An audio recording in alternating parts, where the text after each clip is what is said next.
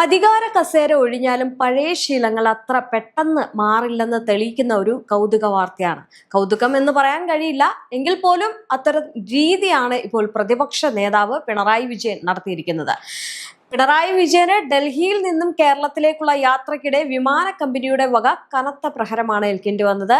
മുഖ്യമന്ത്രിയായിരുന്ന കാലത്ത് അതേ പ്രോട്ടോകോൾ ശീലങ്ങൾ മുഖ്യമന്ത്രി സ്ഥാനം ഒഴിഞ്ഞ ശേഷമുള്ള ആദ്യ യാത്രയിലും തുടരാൻ ശ്രമിച്ചതാണ് പ്രതിപക്ഷ നേതാവിന് വിമാനത്താവളത്തിൽ വലിയൊരു യാത്രാ തടസ്സമായിട്ട് മാറിയത്. അതുമായിട്ട് ബന്ധപ്പെട്ട് ബൽറാം നെടുങ്ങാടി പങ്കുവച്ച ഒരു ഫേസ്ബുക്ക് പോസ്റ്റിലൂടെയാണ് ഇപ്പോൾ ഈ വിഷയം വീണ്ടും ചർച്ചയാകുന്നത്.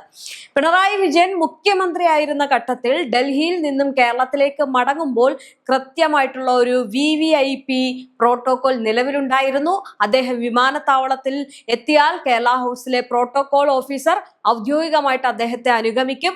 മുഖ്യമന്ത്രി വിമാനത്താവളത്തിൽ എത്തിയ വിവരം വിമാന കമ്പനിയെ അറിയിച്ച ശേഷം അദ്ദേഹം VVIP ലോഞ്ചിൽ വിശ്രമിക്കുകയാണ് പതിവ്. തുടർന്ന് ബോർഡിംഗ് ഗേറ്റ് അടയ്ക്കാറാവുമ്പോൾ വിമാന കമ്പനി പ്രതിനിധികൾ നേരിട്ടെത്തി ബഹുമാനത്തോടെ അദ്ദേഹത്തെ കൂട്ടിക്കൊണ്ടുപോകുമായിരുന്നു. പഴയ രീതിയായിരുന്നു അത്. എന്നാൽ ഡൽഹിയിൽ നടന്ന CPM പൊളിറ്റ് ബ്യൂറോ യോഗത്തിൽ പങ്കെടുക്കാനാണ് ഇത്തവണ പ്രതിപക്ഷ നേതാവ് എത്തിയത്. മാത്രമല്ല, ഇതിൽ നിന്ന് വിപരീതമായിട്ടാണ് അദ്ദേഹം അവിടെ നേരിടേണ്ടി വന്നത്. അതായത് യോഗത്തിന് ശേഷം ഡൽഹിയിൽ നിന്നും കോഴിക്കോട്ടേക്ക് ഉച്ചയ്ക്ക് 2:50 പുറപ്പെടുന്ന ഇൻഡിഗോ വിമാനത്തിലാണ് അദ്ദേഹം ടിക്കറ്റ് ബുക്ക് ചെയ്തിരുന്നത്. വിമാനം കൃത്യസമയത്ത് പിടിക്കുന്നതിനായിട്ട് PB യോഗത്തിൽ നിന്നും അദ്ദേഹം സാധാരണയേക്കാൾ നേരത്തെ ഇറങ്ങുകയും ചെയ്തു. ഉച്ചയ്ക്ക് 12:30 AKG ഭവനിൽ നിന്നും ഇറങ്ങി കേരള ഹൗസിലെത്തി ഭക്ഷണം കഴിച്ച ശേഷമാണ് അദ്ദേഹം വിമാനത്താവളത്തിലേക്ക് തിരിച്ചത്. കൃത്യമായിട്ടുള്ള സമയക്രമം പാലിച്ച് ഉച്ചയ്ക്ക് 2:05 തന്നെ പിണറായി വിജയൻ ഡൽഹി വിമാനത്താവളത്തിൽ എത്തിച്ചേർന്നിരുന്നു. അദ്ദേഹത്തിനൊപ്പം പതിവ് പോലെ കേരള ഹൗസിലെ പ്രോട്ടോകോൾ ഓഫീസറും ഉണ്ടായിരുന്നു. വിമാനത്താവളത്തിൽ എത്തിയ ഉടൻ തന്നെ മുമ്പ് മുഖ്യമന്ത്രിയായിരുന്ന കാലത്ത് അതേ പതിവ് രീതിയിൽ പ്രതിപക്ഷ നേതാവ് എത്തിയ വിവരം പ്രോട്ടോകോൾ ഓഫീസർ ഇൻഡിഗോ കമ്പനി പ്രതിനിധികളെ അറിയിക്കുകയും ചെയ്തു. തങ്ങളെ വന്ന് വിമാന കമ്പനിക്കാർ കൂട്ടുമെന്നുറപ്പിൽ ഇരുവരും വിമാനത്താവളത്തിലെ ലോഞ്ചിൽ വിശ്രമിക്കാൻ തുടങ്ങി. എന്നാൽ മിനിറ്റുകൾ കടന്നുപോയി. വിമാനത്തിന്റെ ബോർഡിംഗ് ഗേറ്റ് അടയ്ക്കുന്ന സമയം കഴിഞ്ഞിട്ട് വിമാന കമ്പനിയുടെ പ്രതിനിധികൾ ആരും തന്നെ പ്രതിപക്ഷ നേതാവിനെ കൂട്ടിക്കൊണ്ടുപോകാനായിട്ട് ലോഞ്ചിലേക്ക് എത്തിയില്ല. സമയം വൈകുന്നത് ശ്രദ്ധയിൽപ്പെട്ട പ്രോട്ടോകോൾ ഓഫീസർ പരിഭ്രാന്തിയോടെ ഇൻഡിഗോ അധികൃതരെ നേരിട്ട് ബന്ധപ്പെടുകയായിരുന്നു. എന്നാൽ പ്രോട്ടോകോൾ ഓഫീസറെയും പ്രതിപക്ഷ നേതാവിനെയും ഒരുപോലെ ഞെട്ടിച്ചുകൊണ്ടുള്ള മറുപടിയാണ് ഇൻഡിഗോ വിമാന കമ്പനിയുടെ ഭാഗത്തു നിന്നുണ്ടായത്. ഗേറ്റ് അടച്ചു കഴിഞ്ഞെന്നും ഇനി ഒരു കാരണവശാലും വിമാനത്തിൽ കയറ്റാൻ ആകില്ല എന്നുമാണ് ഇൻഡിഗോ കമ്പനി കർശനമായിട്ടുള്ള നിലപാടെടുത്തത്. VVIP ലോഞ്ചിൽ വന്ന് യാത്രക്കാരെ വിളിച്ചു കൊണ്ടുപോകേണ്ട സാധ്യത തങ്ങൾക്കില്ല എന്നും സാധാരണ യാത്രക്കാരെ പോലെ കൃത്യസമയത്ത് ബോർഡിംഗ് ഗേറ്റിൽ റിപ്പോർട്ട് ചെയ്യാത്തതിനാൽ യാത്ര നിഷേധിക്കുകയാണെന്നും കമ്പനി വ്യക്തമാക്കി. മുഖ്യമന്ത്രി സ്ഥാനം ഒഴിഞ്ഞ വ്യക്തിക്ക് പഴയ പ്രോട്ടോകോൾ പരിഗണന നൽകാനാകില്ല എന്ന വിമാന കമ്പനിയുടെ കടുംപിടുത്തം പ്രതിപക്ഷ നേതാവിനെ വലയിലാക്കി പ്രതിസന്ധിയിലാക്കിയിരിക്കുകയാണ്. മുഖ്യമന്ത്രി സ്ഥാനം ഒഴിഞ്ഞ ശേഷം ഡൽഹിയിൽ നിന്നും പിണറായി വിജയൻ നടത്തുന്ന ആദ്യത്തെ ഔദ്യോഗിക യാത്രയായിരുന്നു ഇത്. കഴിഞ്ഞ തവണ അദ്ദേഹം ഡൽഹിയിൽ വന്ന സമയത്ത് മുഖ്യമന്ത്രി സ്ഥാനത്ത് നിന്നും രാജിക്കത്ത് നൽകിയിരുന്നു എങ്കിലും കാവൽ മുഖ്യമന്ത്രി എന്ന പദവി അദ്ദേഹത്തിനുണ്ടായിരുന്നു. എന്നാൽ ഇത്തവണ സാധാരണ ജനപ്രതിനിധിയുടെ പദവി മാത്രമുള്ളതിനാൽ മുഖ്യമന്ത്രി സ്ഥാനം ഒഴിഞ്ഞത് മറന്ന് പഴയ രീതിയിൽ ലോഞ്ചിൽ കാത്തിരുന്നതാണ് വിമാനയാത്ര മുടങ്ങാൻ കാരണമായത്. എന്തായാലും ഇൻഡിഗോ വിമാന കമ്പനി യാത്ര നിഷേധിച്ചതോടെ കോഴിക്കോട്ടേക്കുള്ള പിണറായി വിജയന്റെ മടക്കയാത്ര പൂർണ്ണമായിട്ട് മുടങ്ങി. തുടർന്ന് കോഴിക്കോട്ടേക്ക് പോകാൻ മറ്റൊരു വിമാനത്തിനായിട്ട് 3.5 മണിക്കൂറിലേറെ സമയമാണ് പ്രതിപക്ഷ നേതാവിന് ഡൽഹി വിമാനത്താവളത്തിൽ കാത്തിരിക്കേണ്ടി വന്നത്. VVIP പദവികൾ ഒഴിഞ്ഞ ശേഷമുള്ള ഔദ്യോഗിക യാത്രകളിൽ ഉണ്ടാകുന്ന പ്രോട്ടോകോൾ മാറ്റങ്ങൾ കൃത്യമായിട്ട് മനസ്സിലാക്കാത്തതാണ് ഈ ഒരു വലിയ നാണക്കേടിന് കാരണമായത് എന്നാണ് രാഷ്ട്രീയ കേന്ദ്രത്തിലെ സംസാരം എന്ന് പറയുന്നത്.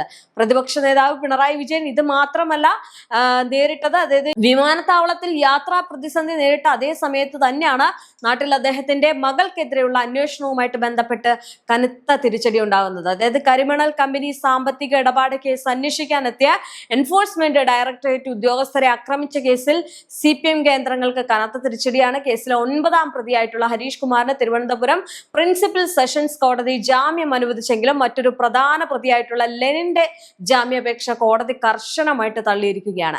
ED കേസിൽ നേരിട്ട് കക്ഷി ചേർന്നതിനെ തുടർന്ന് നടത്തിയ ശക്തമായിട്ടുള്ള ശക്തമായിട്ടുള്ള നിയമ പോരാട്ടമാണ് ലെനിന്റെ ജാമ്യം റദ്ദാക്കപ്പെടുന്നതിലേക്ക് നയിച്ചത്. തുടക്കത്തിൽ കേസിലെ 9ാം പ്രതിയായിട്ടുള്ള ഹരീഷ് കുമാറിന് കോടതിയിൽ നിന്ന് വളരെ എളുപ്പത്തിലാണ് ജാമ്യം ലഭിച്ചിരുന്നത്. പ്രതിയെ കസ്റ്റഡിയിൽ ആവശ്യമില്ലെന്നും ജാമ്യം നൽകുന്നതിൽ എതിർപ്പില്ല എന്നുമുള്ള അനുകൂല നിലപാടാണ് സംസ്ഥാന പ്രോസിക്യൂഷൻ കോടതിയിൽ സ്വീകരിച്ചത്. എന്നാൽ പോലീസിന്റെയും പ്രോസിക്യൂഷന്റെയും ഈ ഒരു ഒത്തുകളിക്ക് പിന്നിൽ ജയിലിൽ കഴിയുന്ന പ്രതികളെ മുഴുവൻ പുറത്തിറക്കാനുള്ള CPMന്റെ വ്യക്തമായിട്ടുള്ള ഒരു കാര്യമായിരുന്നു അത് നടപ്പിലാക്കാൻ സമ്മതിക്കില്ല എന്ന് ഇഡി പറയുകയും ചെയ്തു. എന്തായാലും ഹരീഷിന് ജാമ്യം കിട്ടിയ അതേ വഴിയിലൂടെ മറ്റുള്ളവരെയും ഇറക്കുക എന്നതായിരുന്നു CPMന്റെ ലക്ഷ്യം. എന്നാൽ CPM ഒട്ടും പ്രതീക്ഷിക്കാത്ത നീക്കങ്ങളായിരുന്നു പിന്നീട് കോടതിയിൽ അരങ്ങേറിയത്. ഇത് പോലീസിന്റെ ഭാഗത്തു നിന്നുള്ള വീഴ്ചകൾക്കായിട്ട് കാത്തിരുന്ന ഇഡി അധികൃതർ അടിയന്തരമായിട്ട് തിരുവനന്തപുരം പ്രിൻസിപ്പൽ സെഷൻസ് കോടതിയെ സമീപിക്കുകയും ആക്രമിക്കപ്പെട്ടത് തങ്ങളുടെ ഉദ്യോഗസ്ഥരായതിനാൽ തന്നെ കേസിൽ തങ്ങളെ കൂടി കക്ഷി ചേർക്കണമെന്ന ഇഡിയുടെ ആവശ്യം കോടതി ഔദ്യോഗികമായിട്ട് അംഗീകരിച്ചു. ഇതാണ് ഇപ്പോൾ തിരിച്ചടിയായിരിക്കുന്നത്. ഇതോടെ കേസിൽ പ്രോസിക്യൂഷന് പുറമെ ഇഡിയുടെ അഭിഭാഷകന് നേരിട്ട് ഇടപെടാനുള്ള നിയമപരമായിട്ടുള്ള അധികാരം ലഭിച്ചു. ഹരീഷ് കുമാറിന് ജാമ്യം ലഭിച്ചതിന് പിന്നാലെ ലെനിൻ ഉൾപ്പെടെയുള്ള മറ്റ് പ്രതികളും കൂട്ടത്തോടെ ജാമ്യാപേക്ഷയുമായിട്ട് കോടതിയെ സമീപിച്ചിരുന്നു.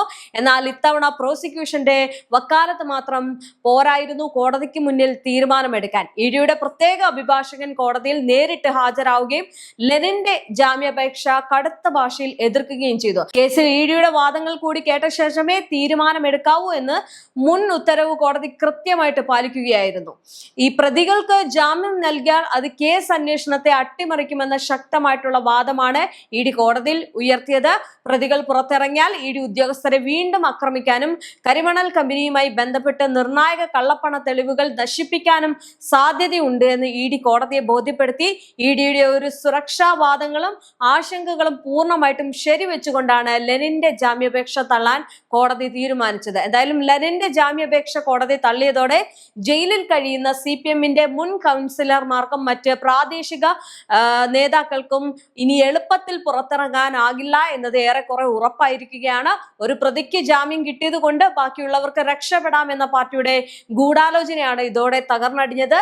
തലസ്ഥാന നഗരിയിൽ ആക്രമണം അഴിച്ചുവിട്ട ഈ ഒരു നേതാക്കൾക്ക് ഇനി ദീർഘകാലം ജയിലഴിക്കുള്ളിൽ തന്നെ കിടക്കേണ്ടി വരുമെന്നാണ് നിയമവിദഗ്ധർ വിലയിരുത്തുന്നത്. ഈ ഒരു കേസ് പൂർണ്ണമായും കേരള പോലീസിന്റെ പരിധിയിൽ നിന്ന് മാറ്റി CBIക്ക് കൈമാറാനാണ് ഇഡി ഇപ്പോൾ ലക്ഷ്യമിടുന്നത്. കേന്ദ്ര ഏജൻസിയുടെ ഉദ്യോഗസ്ഥരെ ഔദ്യോഗിക കൃത്യനിർവഹണത്തിനിടയിൽ ആക്രമിച്ചത് ഒരു സാധാരണ കുറ്റകൃത്യമായിട്ട് കാണാനാകില്ല എന്നാണ് ഇഡിയുടെ നിലപാട്. CBI ഈ ഒരു കേസിന്റെ അന്വേഷണം ഏറ്റെടുക്കുകയാണെങ്കിൽ പ്രതികൾക്കെതിരെ UPA പോലുള്ള കടുത്ത ഭീകരവിരുദ്ധ നിയമങ്ങൾ ചുമത്തപ്പെടാനുള്ള സാധ്യതകളും വളരെ കൂടുതലാണ്. ചുരുക്കത്തിൽ പ്രതിപക്ഷ നേതാവ് പിണറായി വിജയൻ ഡൽഹി വിമാനത്താവളത്തിൽ പ്രോട്ടോകോൾ ലംഘനത്തിന്റെ പേരിൽ യാത്രാ തടസ്സം നേരിട്ട അതേ സമയത്ത് തന്നെയാണ് നാട്ടിൽ മകളുടെ അഴിമതി കേസുമായിട്ട് ബന്ധപ്പെട്ട് പ്രതികൾക്ക് കോടതിയിൽ നിന്ന് കനത്ത പ്രഹരമേറ്റത്. രാഷ്ട്രീയമായും വ്യക്തിപരമായും പിണറായി വിജയനെയും CPMനെയും ഒരേപോലെ പ്രതിരോധത്തിലാക്കുന്ന നീക്കങ്ങളാണ് ഇപ്പോൾ ഒരേ സമയം ഡൽഹിയും കേരളവും കേന്ദ്രീകരിച്ച് നടന്നുകൊണ്ടിരുന്നത്. എന്തായാലും വലിയ തിരിച്ചടിയാണ് ഇപ്പോൾ പ്രതിപക്ഷ നേതാവിന് ഉണ്ടായിരിക്കുന്നത്.